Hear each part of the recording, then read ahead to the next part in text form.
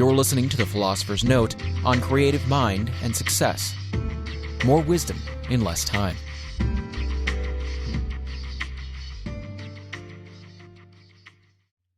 Hi, this is Brian. Welcome to the Philosopher's Notes on Creative Mind and Success by Ernest Holmes. As always, we will begin with a quote. "No thought of discouragement or disorder should ever be created, but only positive assurance, strong thoughts of success, of divine activity, the feeling that with God all things are possible, the belief that we are one with that great mind. These are the thoughts that make for success." End quote. Again, that's Ernest Holmes from Creative Mind and Success. So have you heard of Ernest Holmes? Super cool guy who's influenced a lot of modern self-development teachers.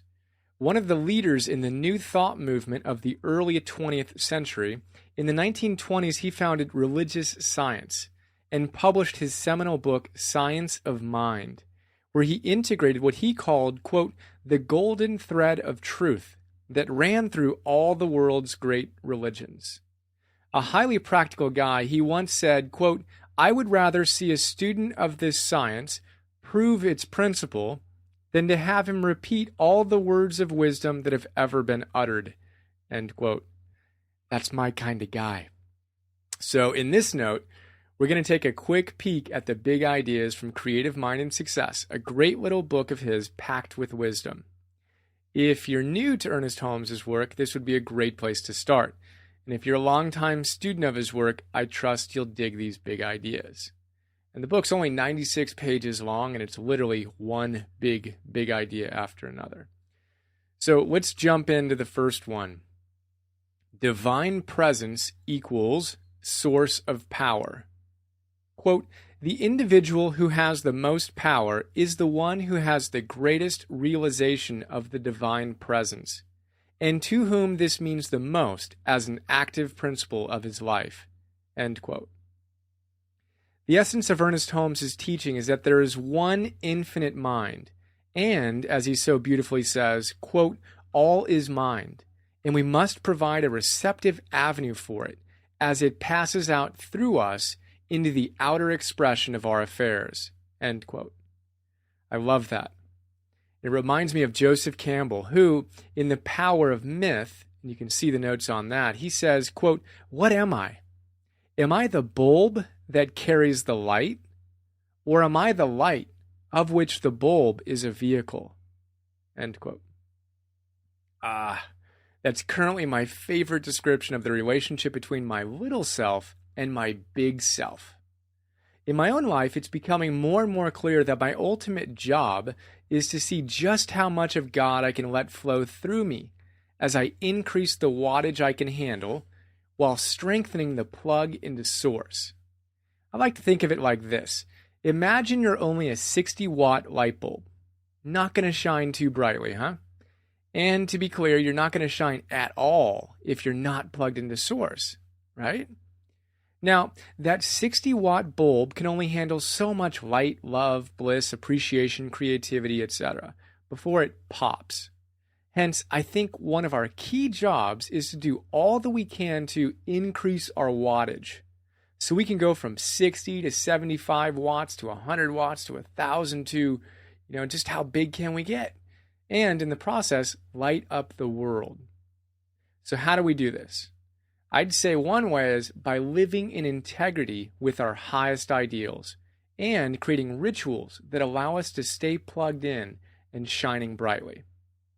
Currently, for me, this means honoring my morning ritual of getting up with the sun, 5 a.m. technically these days, meditating for an hour. I currently love Holosync. Moving for an hour, walking, jogging for 20 minutes, then 40 minutes of light yoga and strength training, body weight stuff, then journaling and eating by 8 a.m. It also means striving to live with more and more authenticity, more self-trust, less doubt and fear and second-guessing, more flowing, more kindness and generosity, less negative thoughts, no gossiping, complaining, criticizing, or blaming. Stuff like that. So how about you? How can you connect to your highest self, infinite mind, source, God, whatever you call it, and shine more brightly and more consistently from today forward? Let's rock 5 things, shall we? In the note, I have a little place here where you can write down 5 different things. So as you're listening to this, you might want to pause and think about it. And answer this question. Imagine you're writing it down. I will connect and express the divine within me even more fully and consistently by integrating these practices into my life. Number 1. Number 2. Number 3. Number 4. And number 5.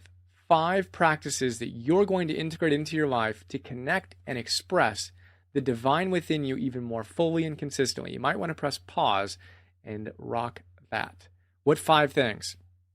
We shall wait. All right, I trust you did that. And the next part of it is now a good time to start rocking those things? Good. I thought so too. All right, the next big idea is fear brings failure. Faith brings success. Quote, fear brings failure. Faith brings success. It's just that simple. End quote. So what are your greatest visions for your life? I'll wait for a moment while you conjure up the images of your ideal life in your mind. Take a deep breath in, close your eyes, and really feel into the vision of your ideal life. The first issue here is whether or not you can conjure up visions of your greatest life. If you can't easily do that, no big deal. Well, it is a big deal, but no need to stress out about it. It's just time to go to the Destiny Gym and get your training on. Like everything in life we want to master, it takes time and practice and the strengthening of certain skills. So get on that. All right, let's assume you have a vision of your ideal. How do you relate to it? Are you afraid you'll never achieve it? This fear, by the way, is the biggest reason why most people never even pause long enough to really dream about what they want. Or do you view it with a deep knowing, a faith that you have the power to bring it into your life? As Holmes says, fear brings failure, faith brings success. It's just that simple. Henry Ford says it another way. Whether you think you can or you think you can't, you're right. So, what do you think? All right, and that leads us to the next big idea. Forgive the past. Quote, the person who is to succeed will never let his mind dwell on past mistakes. He will forgive the past in his life and in the lives of other people. If he makes a mistake, he will at once forgive it. End quote. Brilliant. Living with shame, guilt, a general inability to let the past go and forgive ourselves for mistakes is one of the quickest and surest ways to keep ourselves disconnected from God and, as a result, miserable. Joseph Campbell's on the brain today, so how about some more Campbell mojo? He has a great story, and again, you can see the notes on the power of myth. It's one of my favorite notes and books. He says, quote, Ramakrishna once said that if all you think of are your sins, then you are a sinner. And when I read that, I thought of my boyhood, going to confession on Saturdays, meditating on all the little sins that I had committed during the week. Now I think one should go and say, bless me, Father, for I have been great. These are the good things I have done this week. Identify your notion of yourself with the positive rather than with the negative. End quote.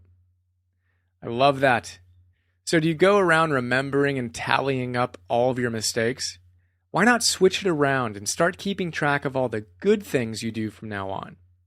Seriously, give it a try.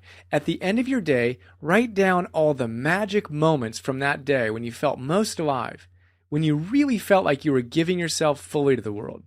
That's a really simple and a really powerful way to condition yourself to see the great things in your life and move away from a dominant focus on the challenges. And it also happens to be a great way to clear your mind and to put the types of things you want in there before you go to sleep. So forgive yourself. Forgive others immediately. Focus on the beauty in your life. please. That leads us to the next big idea. Radiate joy. Be filled with faith, hope, and expectancy. Quote, the conditions that we attract will correspond exactly to our mental picture. It is quite necessary, then, that the successful businessman should keep his mind on thoughts of happiness, which produce cheerfulness instead of depression. He should radiate joy and should be filled with faith, hope, and expectancy. These cheerful, hopeful attitudes of mind are indispensable to the one who really wants to do things in life. End quote. Amen. What are you radiating? Joy, faith, hope, and expectancy? Sweet. Or perhaps a mix of crankiness, frustration, doubt, and pessimism? Take an inventory and know that you're attracting whatever you're putting out, and choose the good stuff. The next big idea is negative thoughts be gone. Quote, put every negative thought out of your mind once and for all. End quote. Well, that makes it simple, huh? I'm pretty sure it's Wayne Dyer who says something along the lines of, never let a negative thought complete itself in your head. I love that. Never let a negative thought complete itself in your head. And I like to say that if the negative thought or sentence completes itself, no sweat. Just don't let the negative paragraph complete itself. And if the paragraph completed itself, no biggie. Just don't let the negative page complete itself. Too late? All right. Well, don't write a short story. Too late for that? Okay. Well, don't make that a novel. The point is simple. We need to, quote, put every negative thought out of your mind once and for all. Holmes continues by saying, quote, declare your freedom. Know that no matter what others may say, think, or do, you are a success now, and nothing can hinder you from accomplishing your good. All the power of the universe is with you. Feel it, know it, and then act as though it were true. This mental attitude alone will draw people and things to you.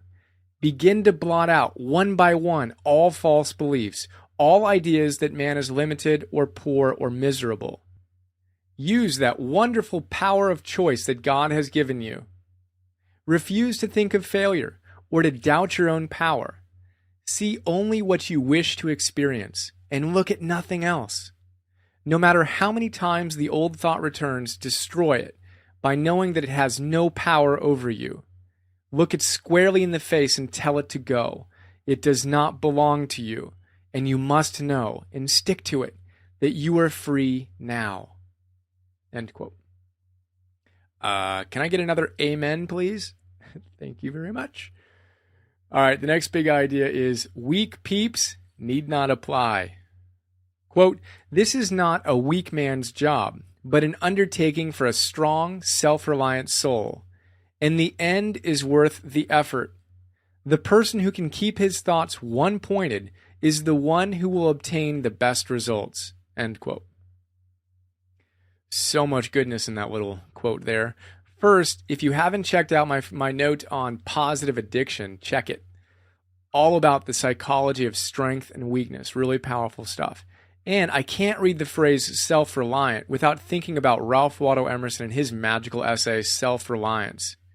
You can get both the notes on Emerson in PDF and MP3, of course, on that, and the actual essay in PDF and MP3 format in the members section at the very bottom of that titles page when you're logged in.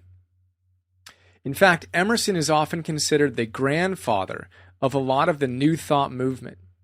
His work integrating the ideas of classic Western philosophy with Eastern spirituality, particularly Hindu and Buddhist thought, has had a huge impact on nearly all of the modern self-development teachers, and certainly on Holmes, and certainly on me. Emerson says that, quote, God will not have his work made manifest by cowards. He also says, quote, and truly, it demands something godlike in him who cast off the common motives of humanity and ventured to trust himself for a taskmaster, end quote. And it's not just Western thinkers who talk about the strength we need to live in line with the highest. How about Buddha and Lao Tzu and Krishna and Rumi? Here's Buddha from the Dhammapada. You can see the notes on that. He says, quote, "As irrigators lead water where they want, as archers make their arrows straight, as carpenters carve wood, the wise shape their lives." The Buddha also says, quote, "Little by little, a person becomes evil, as a water pot is filled by drops of water. Little by little, a person becomes good, as a water pot is filled by drops of water." End quote. Lao Tzu says this, "Don't think you can attain total awareness and whole enlightenment without proper discipline and practice. This is egomania. Appropriate rituals channel your emotions and life energy toward the light. Without the discipline to practice them, you will tumble constantly backward into darkness." End quote. Krishna says this in the Bhagavad Gita. You can see the notes on that as well. Quote, "Be fearless and pure. Never waver in your determination or your dedication to the spiritual life. And reshape yourself through the power of your will." End quote. Rumi says this, and you can see the notes on him as well. Quote, "This discipline and rough treatment are a furnace to extract the silver from the dross. This testing purifies the gold by boiling the scum away." And, quote, "The intelligent want self-control. Children want candy." And finally, he also says, "Travelers, it is late. Life's sun is going to set. During these brief days that you have strength, be quick and spare no effort of your wings." End quote. So, if we want to connect to God, we've got to be strong, diligent, patient, and persistent. We've got to put in the work and create the rituals and the consistency. How are you doing with that? How can you turn it up a notch or maybe 10? Think about that. What can you do in your life to turn up your own strength, your own discipline, your own rituals? And remember, quote, "We all need more backbone and less wishbone." One of my favorite quotes ever. All right, so the next big idea, visualizations and feelingizations. Quote, "One single stream of thought, daily sent out into creative mind, will do wonders. Within a year, the person who will practice this will have completely changed his conditions of life. The way to practice this is daily to spend some time in thinking and in mentally seeing just what is wanted. See the thing just as it is wished, and then affirm that this is now done. Try to feel that what has been stated is the truth. Words and affirmations simply give shape to thought. They are not creative. Feeling is creative, and the more feeling that is put into the world, the greater power it will have over conditions." End quote. So I was reading a great little book called The Soulmate Secret by Arielle Ford, a friend of mine, and came across her idea of what she calls feelingizations. Feelingizations, I love that, and fell in love with the idea immediately. So imagine your ideal and see it in your mind. That's a visualization. Now imagine that same ideal and feel how you'll feel when it's arrived. That's a feelingization. Pretty cool, huh? So you want to play with me and take up Mr. Holmes's recommendation to practice this for a year, to really feel into our ideal every day? Fun. Let's do it. And let's do the next big idea. Life is without bounds. Quote, "Let go of everything else. Drop everything else from your thought and mentally see more coming to you than has ever come before. Believe that mind is establishing this unto you, and then go about your business in the regular way. Never see limitation, never dwell upon it, and above all things else, never talk limitation to anyone. This is the only way, and there is no other way to grow a larger thought. The man with the big thought is always the man who does big things in life. Get hold of the biggest thing you can think of and claim it for your own. Mentally see it and hold it as a thing already done, and you will prove to yourself that life is without bounds." End quote. Wow. That's one way to reorient ourselves to thinking big, huh? Holmes also says, quote, no matter how large the picture that you hold in mind, make it larger. So why is he so adamant about it? Quite simple. In the words of Deepak Chopra, the universe has much bigger plans for you than you ever dreamed of for yourself. We're so conditioned to think small that it takes extraordinary courage and diligence to expand, expand, expand. So how can you think a little bigger today? Get on that. All right, the final big idea is one-pointedness and calm determination.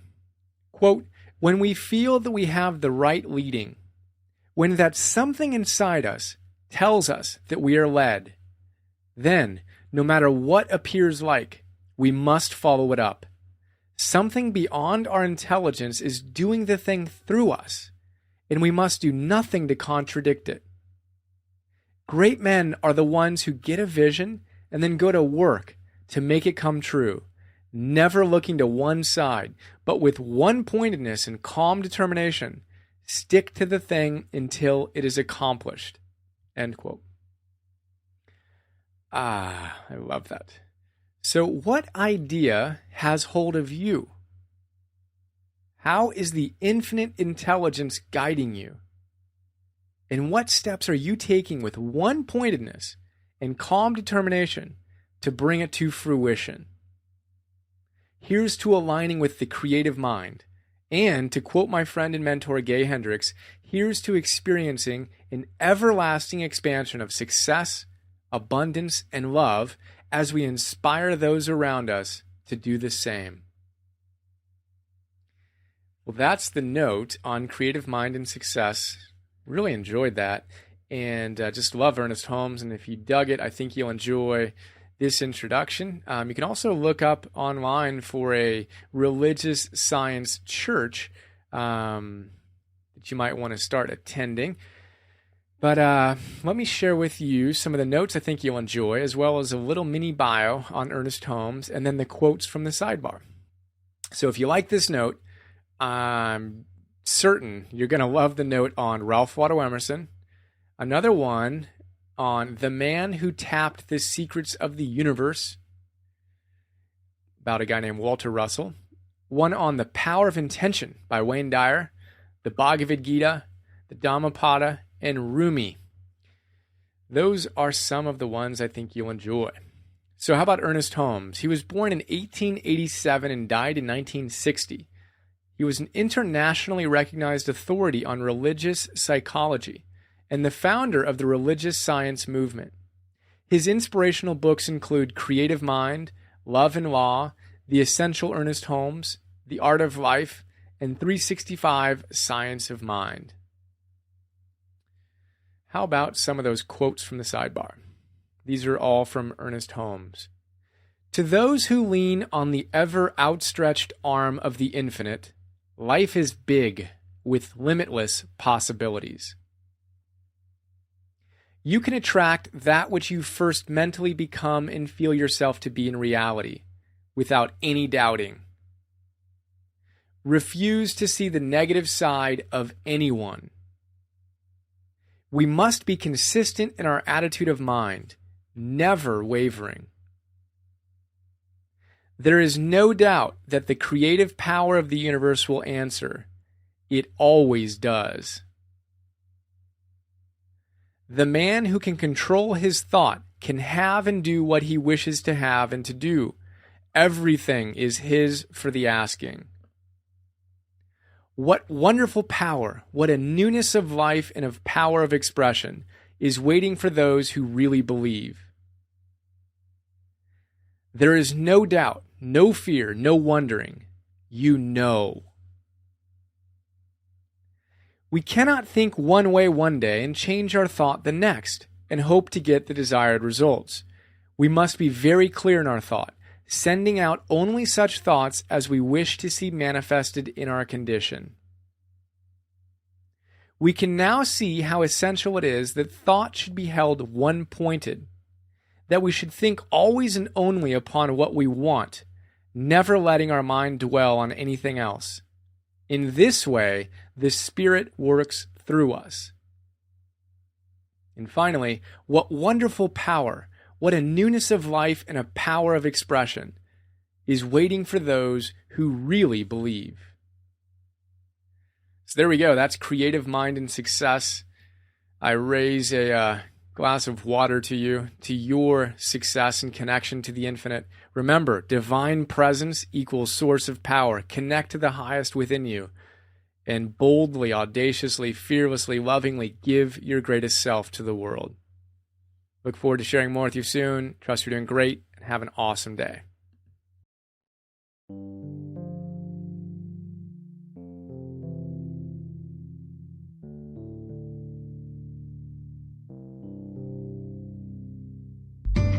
We hope you enjoyed this Philosopher's Note. Please go to www.philosophersnotes.com to download more.